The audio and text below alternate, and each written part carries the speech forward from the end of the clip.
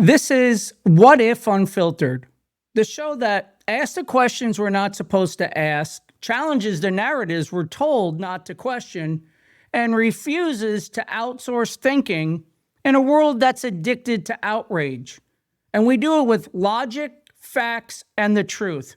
We strip the emotion out of it because emotion is responsive. Emotion can incite and mislead. And this trilogy series is so vile that we must rise above politics and commit to the truth. So we will attack the issue with no party loyalty, no protected class of power, and no easy answers, because not doing so would just make us part of the problem. So if you're looking for courageous questions and respectful conversations, let's get unfiltered.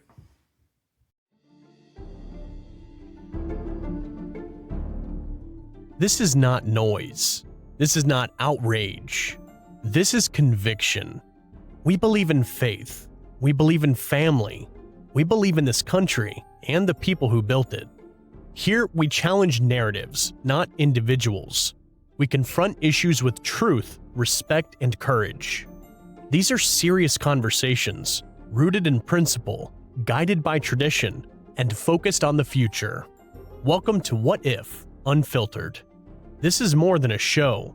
This is a movement. Today may be the most emotional episode we have done yet. Today we pull back the curtain and we name names and discuss the information released so far in the ugly Epstein Files. In our last episode, we discussed the way our justice system is supposed to look at and process criminal evidence, even though every single thing about these files are evil, despicable, and nauseating. Your heart bleeds for these victims, and the total lack of justice that's been handed out so far, including this stunning, never-before-seen prosecution memo and draft indictment written nearly 2 decades ago. Prosecutors in Florida detailing the disturbing evidence they gathered against the financier, calling him a continued danger to the community based upon his continued enticement of underage girls. But that 60-count indictment never filed. Instead, Epstein landing the now infamous deal allowing him to plead guilty to lesser state prostitution charges, for which he served just 13 months in a Florida jail.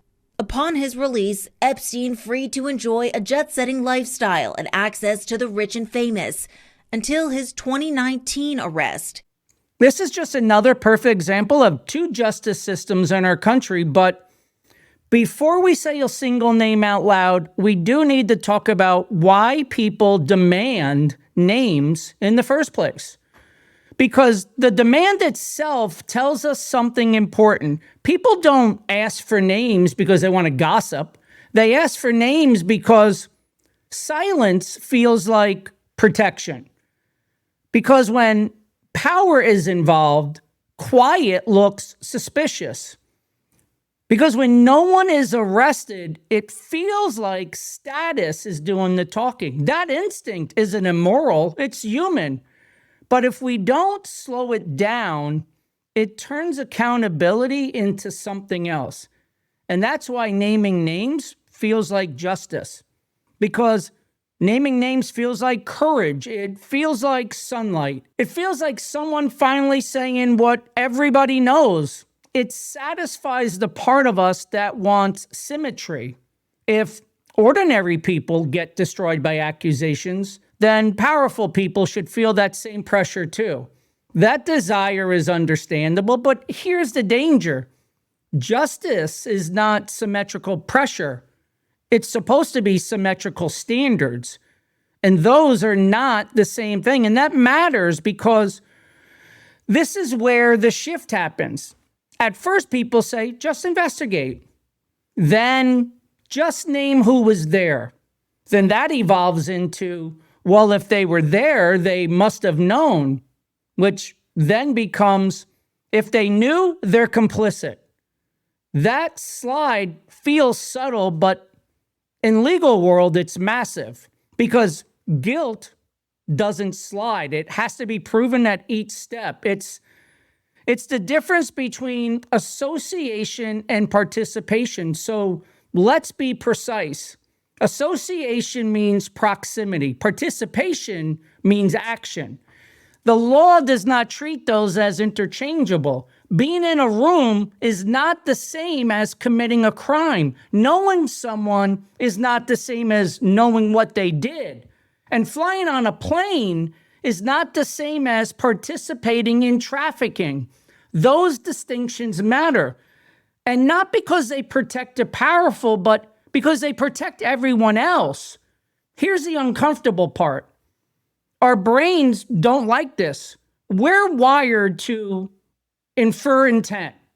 We're wired to complete patterns. We're wired to assume that proximity equals awareness. And that's efficient in daily life, but it's catastrophic in criminal justice. Because once we let intuition replace evidence, we don't just lower the bar for them, we lower it for everyone. So let's pull back the covers, but with discipline. And now we name names, and not to accuse, but to show how quickly standards shift depending on emotion and how easily impartiality collapses when politics enter the room. So let's start with the president. Donald Trump appears in the Epstein-related reporting primarily through social associations in the 90s, photographs at public events, shared social circles in Palm Beach and New York. Trump has stated publicly that he severed ties with Epstein years before the Epstein first arrest. He's also stated that he's never visited Epstein Island. No charges have been filed, but here is part of what was released. And to be fair, Trump signed off on the order to release all the info in the Epstein files. But nonetheless, some of it's disturbing. The new documents make references to President Trump, including tips about how connected he may have been to Epstein, who the president has acknowledged socializing with decades ago. In a statement, the Justice Department saying, quote, some of these documents contain untrue and sensationalist claims made against President Trump that were submitted to the FBI right before the 2020 election.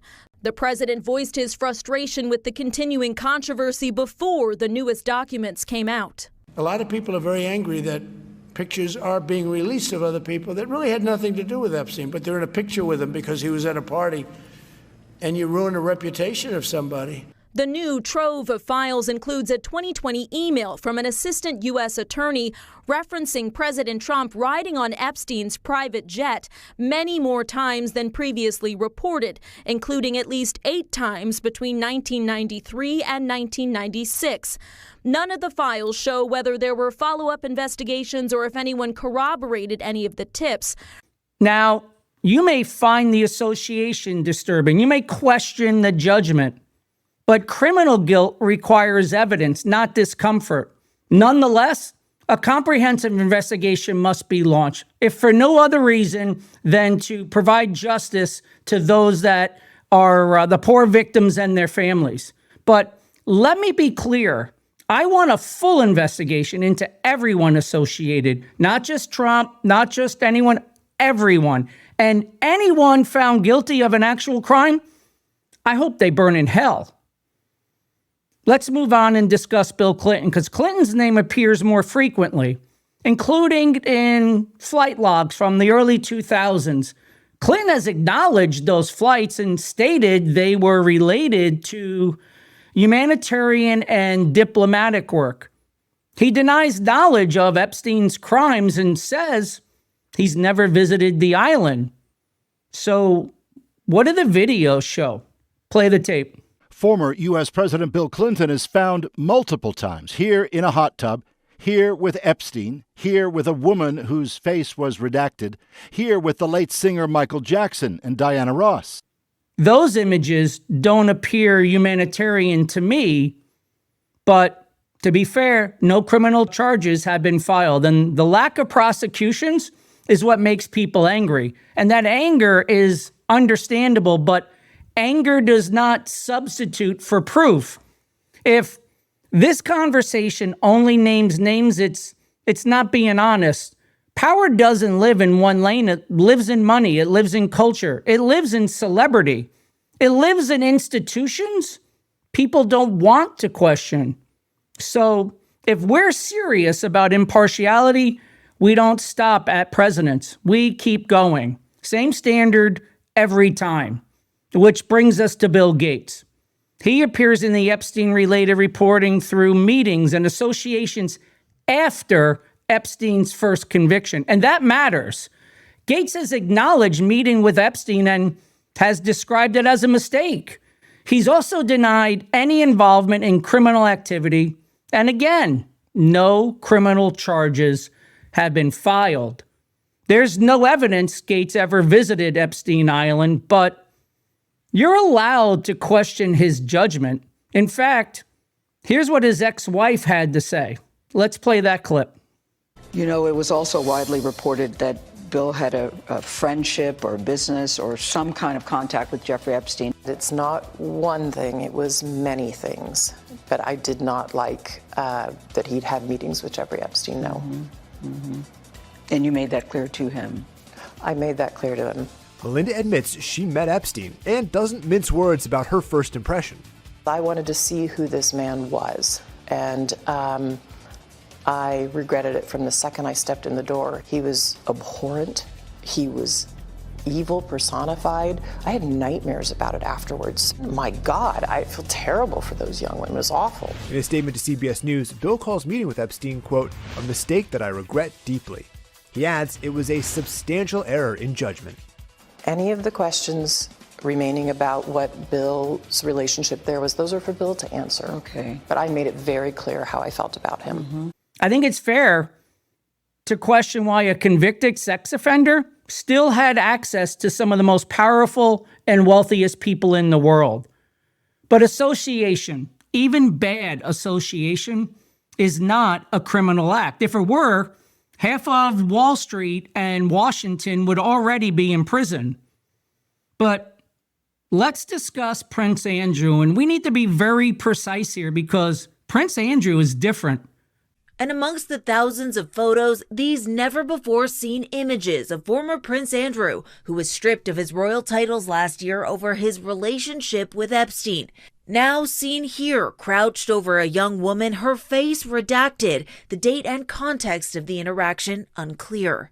Representatives for Andrew have not responded to a request for comment. Now, even UK Prime Minister Keir Starmer is calling for Andrew to testify, saying, I have always said anybody who has got information should be prepared to share that information in whatever form they are asked to do that.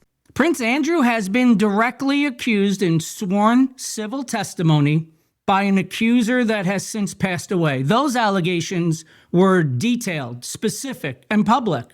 Prince Andrew has denied them, but there was a court settlement out of court with no admission of guilt. There was no criminal prosecution, and that distinction matters because a settlement is not exoneration, but it's also not a criminal conviction. And this is exactly where people struggle because morally, many feel satisfied drawing conclusions. Legally, the system didn't. And people shout, another example of the two-tiered legal systems.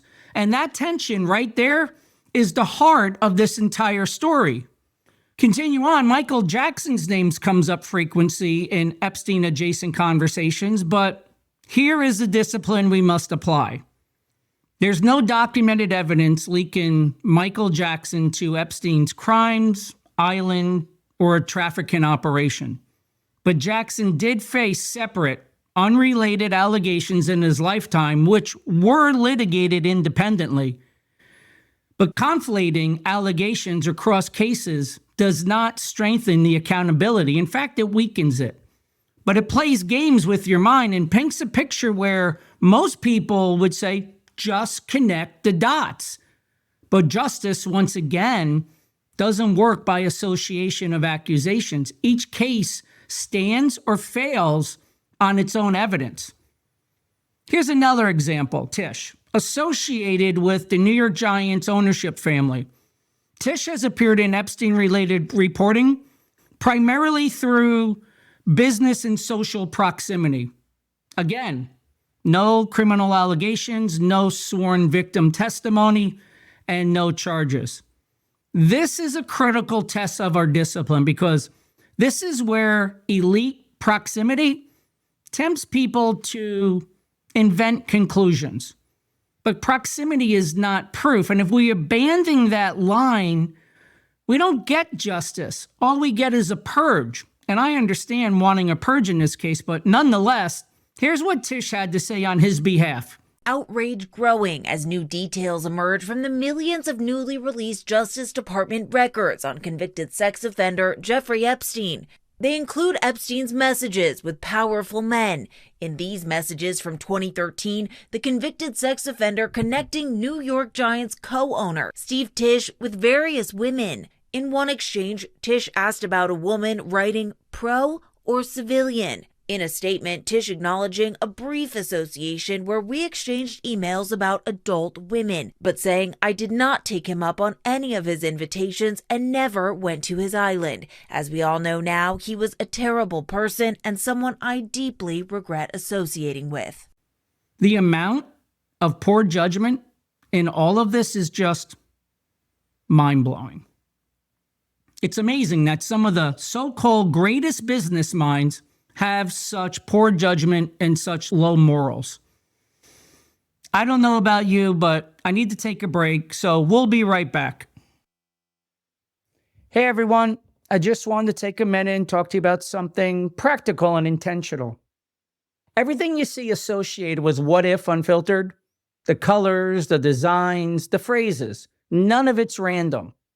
This isn't merch for the sake of merch. This is identity. Our colors are inspired by our Marine Corps dress blue uniform.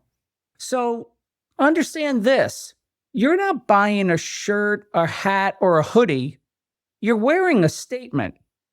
A statement that says, faith still matters. Family still matters. This country is worth defending. It's not loud. It's not trendy. It's deliberate. We call it body armor because that's exactly what it is. Something you wear when you're willing to stand for something, even when it's uncomfortable. If you believe in the mission, see the merchandise at whatifunfiltered.com. And remember, shipping is always 100% free, and 5% of all clothing purchases will be donated to faith and veteran organizations because it's the American way. Let's get unfiltered. Okay. Now let's address Hollywood, where this conversation gets reckless fast.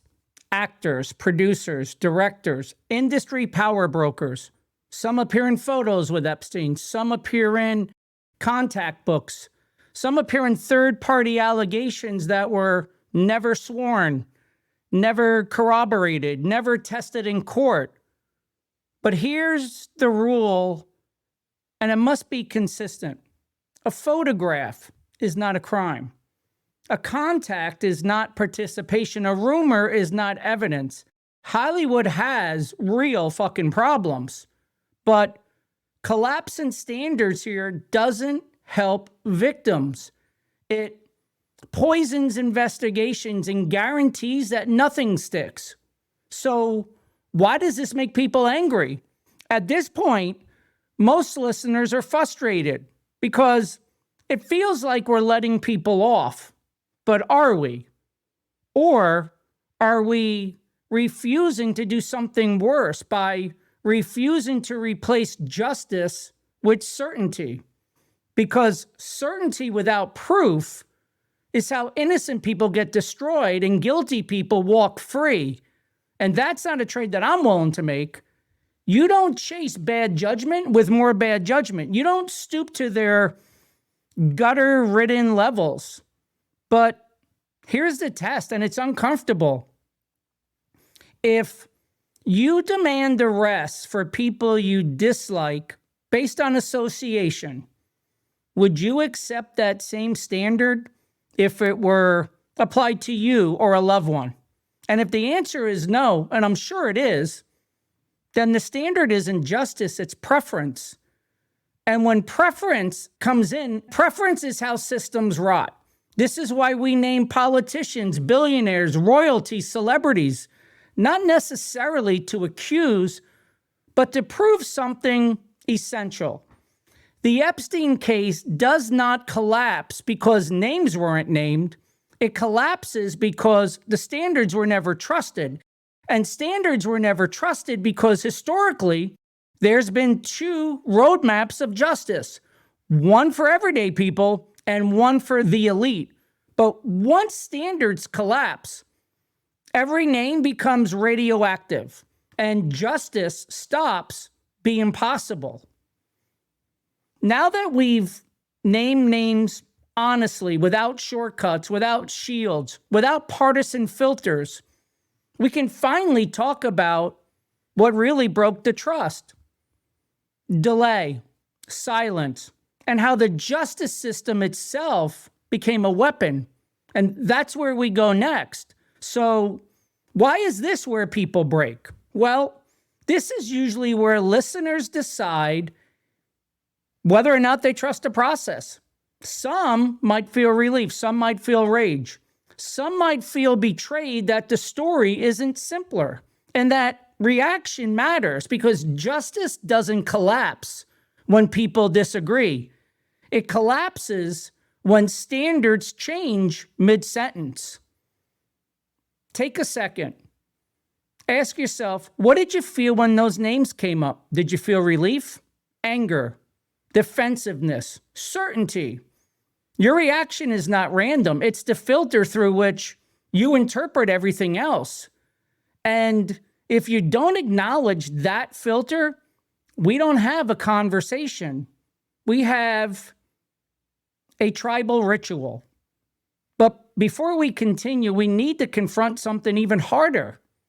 Why some names ignited rage instantly and others, they barely registered. Same acts. Why political identity reshapes evidentiary standards. Why delay across administrations poured gasoline on all of it. That's where we're going next. But before we continue, we need to stop and examine something uncomfortable. This is not about them. It's about us because the Epstein story doesn't just expose power, it exposes preference. And preference is where standards quietly break. So ask yourself this: why do some names hit harder than others? You probably noticed something earlier. Some names landed like a punch. Others, they barely registered. Same evidence, same documents, same level of association, but very different reactions. That difference doesn't come from facts. It comes from identity, political identity, cultural identity, emotional identity. We don't weigh evidence in a vacuum. We weigh it through allegiance. And here comes the uncomfortable truth about impartiality. Everyone says they want an impartial justice. Very few people practice it because impartiality requires something rare: being willing to apply the same standard to people you like as you apply to people you distrust. And that sounds simple. It isn't. It's actually incredibly difficult because once identity enters the picture, standards become flexible. But you may be asking yourself, how did standards shift without noticing? Watch how this happens in real time. When it's someone we dislike, we'll say, where there's smoke, there's fire. Or, come on, they had to know. Or even, this doesn't happen by accident. But when it's someone we like, association isn't proof. You need evidence. This is guilt by proximity. Same facts, different standards. And once standards stop being universal, justice stops being justice. So let's be very clear here. This isn't a partisan problem. The left does it, the right does it. They just do it with different names. Each side believes they're correct in an imbalance. Each side believes the other side weaponized first. Each side believes their exceptions are justified. That belief right there is how escalation starts. And here's the logic that quietly starts to take over. They went after our people, so we're allowed to go after theirs. They used the system politically, so we have to respond in kind. This isn't weaponization, it's accountability. That logic feels righteous, but it also destroys legitimacy, because once justice becomes retaliatory, no outcome is trusted. So how does this affect the Epstein case specifically? Because this is why the Epstein case feels so radioactive, because no matter what happens, half the country will assume motive. If nothing happens, they're protecting their own. If something happens, they're sacrificing someone to save others. And at that point, facts stop mattering and narrative takes over yet again. Here's a perfect example of TV theatrics designed to create narratives. Play the clip. You said you don't know the number of times Trump's name appears in the files, so it could at least be 1,000 times. Is that right? The number is a total misleading factor. We have not released number at least anyone's be 1,000 name times? that we have not released anyone's Could it name in at the least Epstein be files 1,000 that times? has not been credible. Director, And could it at we have least be 1,000 released times? every piece of legally permissible information. Okay, you can so- characterize the numbers however you want it. Claiming my time, Director. It sounds like if you don't know the number, it could at least be 1,000 times. Which It's not. leads me- It's not. Is it at least 500 times? No. Is it at least 100 times? No. Then what's the number? I don't know the number, but it's not that. Do you think it might be your job to know the number? My job is to provide for the safety and security of this country. My job is not to engage in political And that innuendo includes protecting so you can sexual go out to the assault victims. sticks and get your 20-second hit in your fundraising reclaiming my article. time, And Director. keep going, reclaiming your time, because the Director, people of California If are Trump- being if the underserved by president- your if the president representation. is- So let's discuss why amplification feels like action. Repeating a name feels like we did something. Sharing a clip feels like pressure. Posting a screenshot feels like resistance. But none of that moves a legal process forward. It just hardens narratives. And hardened narratives are the enemy of investigation. But the cost of getting this wrong is life-changing, because when standards erode, two things happen simultaneously. Guilty people become harder to prosecute because cases get poisoned, and innocent people get destroyed because accusation becomes enough. Neither outcome helps victims, and both outcomes weakens trust even more, which brings us to the Department of Justice, and not their failure to prosecute, their failure to explain. Silence is sometimes necessary legally, but prolonged silence creates a vacuum, and vacuums get filled with speculation, assumption, anger. When the DOJ didn't explain their constraints, people assumed intent. When they didn't clarify standards, people assume favoritism. And that's not irrational. It's actually quite predictable. And in this case, it happened over multiple administrations: Bush, Obama, Trump, Biden. So then you ask yourself, how does it appear as a cover-up? When people hear that 4 presidential administrations across both parties all intersected with the Epstein case, the instinct is to assume a cover-up at the highest levels, a coordinated effort. But that framing may misunderstand how the Department of Justice actually works. The DOJ does not reset with each election. It inherits plea deals, sealed records, grand jury restrictions. and career prosecutors that never friggin' leave. Early decisions, especially the 2008 Florida non-prosecution agreement, created legal constraints every administration was forced to live with. What followed wasn't a conspiracy. It was institutional risk management. The DOJ is built to prioritize defensibility over transparency, protect victim privacy, avoid defamation, preserve prosecutorial integrity, and limit exposure. Those incentives don't change when political leadership changes. So what looks like a cover-up may be better understood as legacy failure, bureaucracy, legal secrecy, and an institution optimized to contain risk, not surface uncomfortable truths. And nowhere is that clearer than in the Florida case. One of the most persistent claims is that Epstein avoided real prosecution between 2007 and 2009 because he was connected to some of the most powerful names in the entire world. That record supports part of that claim.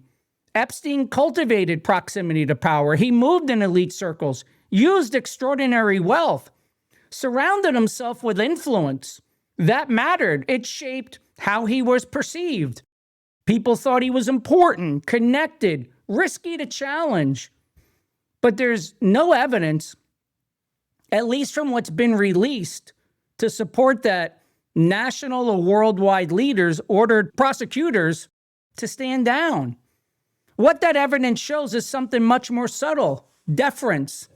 Local prosecutors faced a well-funded defense team. Political pressure, reputational risk, jurisdictional uncertainty, and rather than escalate, they narrowed the case. Rather than test power, they accommodated it. That's how influence works. Not through phone calls, not through written orders, through hesitation. Epstein didn't need protection. The system protected itself. And that choice to prioritize institutional comfort over accountability is what allowed Jeffrey Epstein to walk away with a deal that never should have existed in the first place.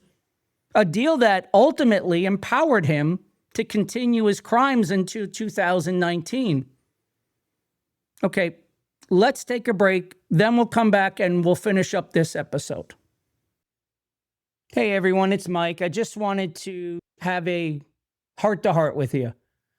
This podcast, this movement, it only goes as far as you take us. I need you to stay involved. I need you to share it. I need you to let everyone know about it. Even if you didn't like it, share it with them anyways. They probably have better taste than you do anyways. At least that's what I'm hoping for. But in all seriousness, share it, follow us, engage with us. Send us an email at info@whatifunfiltered.com and tell us what we're doing right. Tell us what we're doing wrong. Challenge us, ask better questions, engage with us though, and maybe I'll wind up using that email in one of the episodes or on a short, but we need you and we can't do this without you. So engage, follow, share, subscribe. It costs less than 23 cents a day. And I really appreciate all of you being here. And why don't we do this together and take this thing to the next level and get our country back? All right. Thanks, everybody. So let's discuss why delay feels like confirmation. This is where delay became explosive, because delay without explanation feels like avoidance. It feels like hiding. It feels like protection, even when it isn't. And once people believe delay equals corruption, every future delay reinforces that belief. This is where the episode turns, because now we have all the ingredients: emotion, identity, delay, distrust, selective standards. What we haven't talked about yet is how all of that combined to turn justice into a political weapon. That's the final piece. And it's where both sides have to answer some uncomfortable questions. Let's talk about how delay turned into distrust, how Distrust turned into retaliation, and how justice stopped being a referee and became a battlefield. Let's visit when delay becomes distrust and justice stops being neutral. Because at some point, delay stops feeling procedural. It starts feeling intentional. And that shift, that exact moment, is where trust begins to break. And not because people suddenly hate the law, but because they no longer believe the law is being applied the same way to everyone. And that's why delay feels different than denial. There's a difference between hearing no and hearing nothing. A denial can be argued with. Silence can't.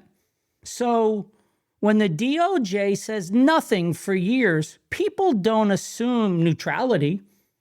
They assume calculation. They assume protection. They assume someone is being shielded. That assumption may not always be correct, but it's predictable. And predictability matters, which leads us into the compounding effect of time, because delay does something psychologically that few institutions can fully appreciate. It compounds suspicion.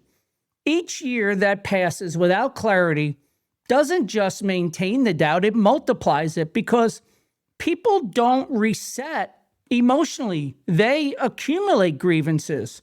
So by the time documents are released or explanations are offered, the audience isn't neutral anymore. They're primed. And this is why every administration made it worse. Here's the part that's hard for partisans. We already stated this didn't happen under one president. It didn't even happen under one party. Bush, Obama, Trump, Biden, different rhetoric, same outcome, delay. That consistency matters because it tells us something uncomfortable. This isn't ideological failure, it's institutional failure. But institutional failure never feels accidental. So that left each side to interpret the same silence. And the left looked at the delays and said, they're protecting wealthy men. They're afraid to confront power. The system always protects itself. Then the right looked at the delays and said this, they're hiding corruption. They're covering for elites. They only enforce the law selectively. Same silence, different conclusions. Both, though, are rooted in distrust. And you may ask yourself, why did the justice system lose the benefit of the doubt? Well, once an institution loses trust, it also loses patience. People stop waiting for explanations. They stop believing complexity. They stop applying restraint. Everything becomes suspicious. Every decision feels rigged. Every inaction feels strategic. This is the moment where justice stops being a referee and starts being viewed as a player. And when law becomes a weapon, this is where justice stops being about standards and starts being about outcomes. When one side believes the system is being used against them, they don't argue for neutrality. They argue for parity. If they're doing this to us, we're allowed to do it to them. That logic is seductive, I guess, but it also destroys legitimacy. And that leads us into this tit-for-tat dynamic that's overtaking us. And here's how it plays out. One side uses investigations as signaling. The other side calls it weaponization. Then the other side responds in kind. Now, both sides believe they're defending fairness. And neither side is. Because fairness can't survive retaliation. Think about it. Here, just think back to the 2024 election cycle. And the misuse of charges, courts, prosecutors, judges, the entire system went rogue. So why did this hit the Epstein case especially hard?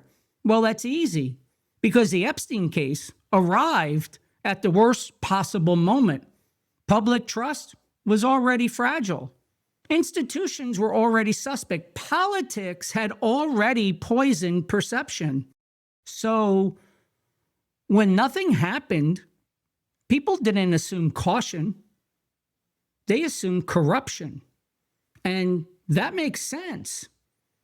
When documents were delayed, people didn't assume process. They assumed concealment. And that makes sense. The case didn't create distrust. It revealed it. And once you see it, you can't unsee it. But this leads into how emotion replaced procedure.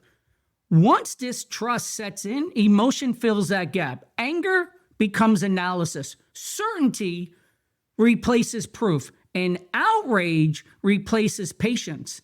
And once that happens, the legal process can no longer function normally, because due process looks like delay, and delay looks like guilt.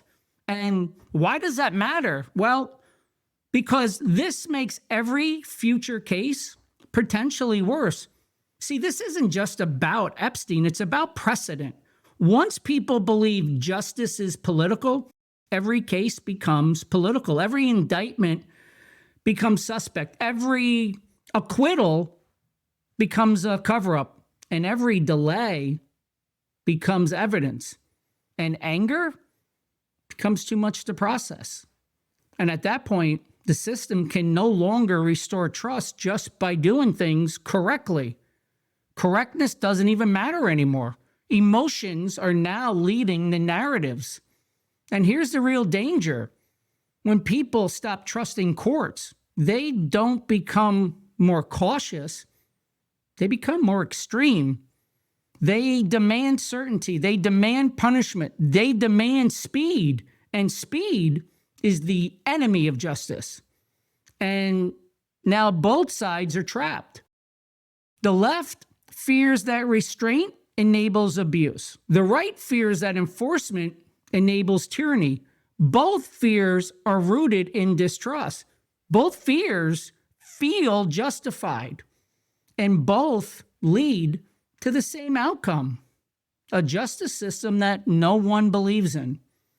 So this is where part 2 leaves us, not with villains, not with heroes, but with a system under strain, a system pulled in opposite directions by emotion, identity, and power. A system that no longer gets the benefit of the doubt. And in part 3 of the series, we're going to ask the hardest question of all. If justice has been weaponized, how do you de-weaponize it without letting the guilty walk free? Because outrage won't fix this, retaliation won't fix this, and pretending nothing is wrong won't fix this either. That's where we're going next. Until Friday, let's get unfiltered.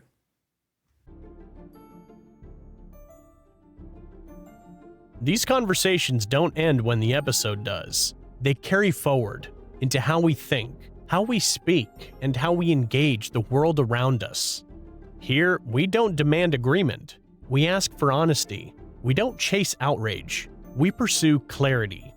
Because better questions shape better conversations, and better conversations shape better outcomes for our families, our communities, and our country. If this episode sharpened your thinking, share it, continue the conversation, and let's get unfiltered. Until next time, this is What If Unfiltered, where conviction is rooted in faith, guided by tradition, and focused on the future.